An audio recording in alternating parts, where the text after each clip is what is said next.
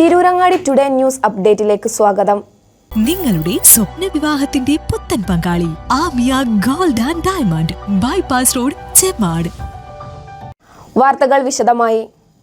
Fancy മോതിരം പലപ്പോഴും ആളുകൾക്ക് പണി കൊടുക്കാറുണ്ട്. കൈവിരൽ ഇട്ട സ്റ്റീൽ മോതിരമാണ് ഒരു യുവതിക്ക് പണി കൊടുത്തത്. എന്നാൽ സുരക്ഷിതമായി മോതിരം നീക്കം ചെയ്ത KET പ്രവർത്തകർ.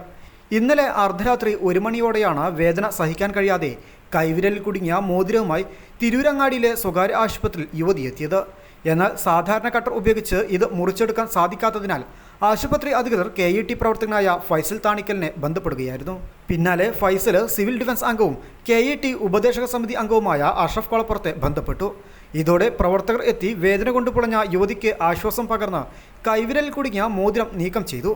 സിവിൽ ഡിഫൻസ് അംഗവും KET ഉപദേശക സമിതി അംഗവുമായ അഷ്റഫ് കൊളപ്പുറത്തിൻ്റെ നേതൃത്വത്തിൽ ഇസ്ഹാഖ് കാച്ചടി, ആഷിഖ് കാച്ചടി, അഷ്റഫ് തിരൂരങ്ങാടി, ഫൈസൽ താണിക്കൽ എന്നിവർ ചേർന്നാണ് മോതിരം നീക്കം ചെയ്തത്.